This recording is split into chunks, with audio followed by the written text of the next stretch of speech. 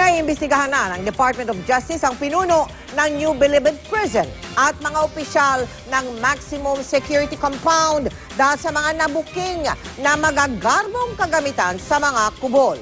Pero lusot sa imbestigasyon ang pinuno ng Bureau of Corrections, si Franklin Bucayo. Nakatutok si Sherry Ann Torres.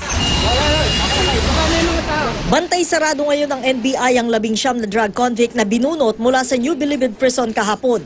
Bawal ang cellphone at anumang magarbong gamit at pasilidad tulad ng aircon, sauna, jacuzzi at entertainment center na nakita sa mga kubol kahapon. Absolutely, sabi ko, kahit isang cellphone dyan makalusot habang nandyan sila sa temporary extension facility na yan, that would be totally unacceptable. Talagang pananagutin ko yung magiging responsible for that.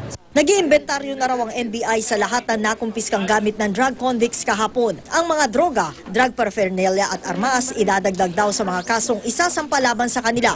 Ang mga bawal sa kulungan gaya ng pera, flat screen TV, mamahaling relo, sapatos at sunglasses itatago daw muna ng NBI. Pinaiimbestigahan na rin si NBP Superintendent Roberto Rabo at mga opisyal na nakatalaga sa Maximum Security Compound. Nag-request ako kanina kay Director General Bucayo to give me the names of all the officers and personnel of the Maximum Security Compound, from the Superintendent of NBP to the Commander of the Guards, all the way down. I'm going to issue to all of them show cause orders. I will determine kung sino-sino ang mga i-charge formally.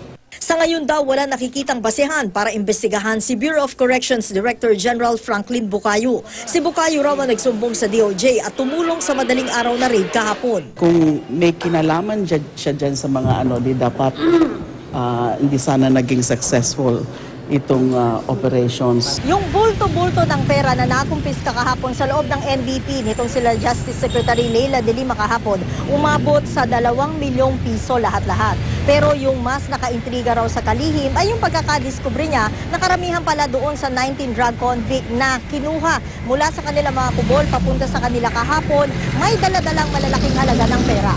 Ang isang araw sa mga ito, nasa 175,000 pesos ang dalang pera.